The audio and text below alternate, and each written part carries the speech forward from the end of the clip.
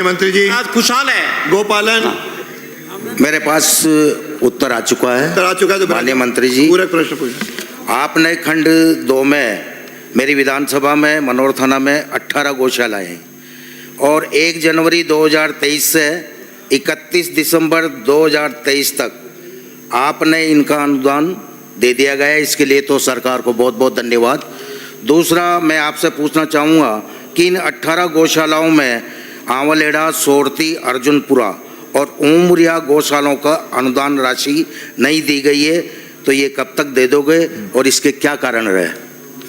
माननीय मंत्री जी।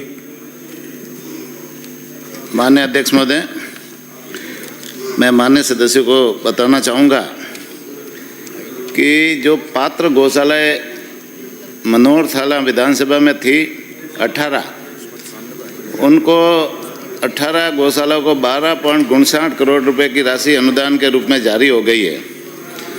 बाकी जो गौशाला है मनोर थाना क्षेत्र में 6 गौशाला ऐसी है जिनको अनुदान नहीं मिला है, जिनमें से 2 गौशाला आंजनी गौशाला समिति शारदा और केशव प्रिया गौ सेवा समिति बाल्टा, ये अक्रियाशील है। इनमें बिल्कुल गाय है नहीं। संस्था भले संचालित है लेकिन गाय नहीं है, गोवंश नहीं है। दूसरी 4 गौशाला ऐसी है राम जानकी गौ सेवा समिति टोडरा, श्री गोपाल गौ सेवा समिति जालमपुरा, गोविंद गौ सेवा समिति गणेशपुरा और श्री गोपाल गौशाला सेवा समिति गरवाली। ये 4 जो गौशाला है इनका भौतिक सत्यापन 1 साल में 2 बार होना चाहिए था, वो 2 बार भौतिक सत्यापन हुआ नहीं। गौशालाओं को अनुदान के लिए हमारी विभाग की जो प्रक्रिया है, पोर्टल पे आवेदन करना होता है 6 महीने में, और आवेदन करने के बाद में हमारे विभाग के अधिकारी जाकर कर उनका भौतिक सत्यापन करते हैं और भौतिक सत्यापन में यदि 100 गोवंश से ज़्यादा गोवंश वहाँ पाए जाते हैं तो उनको अनुदान की प्रक्रिया में जोड़ा जाता है।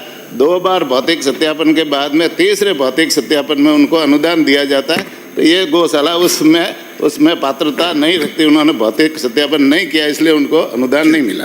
चलिए।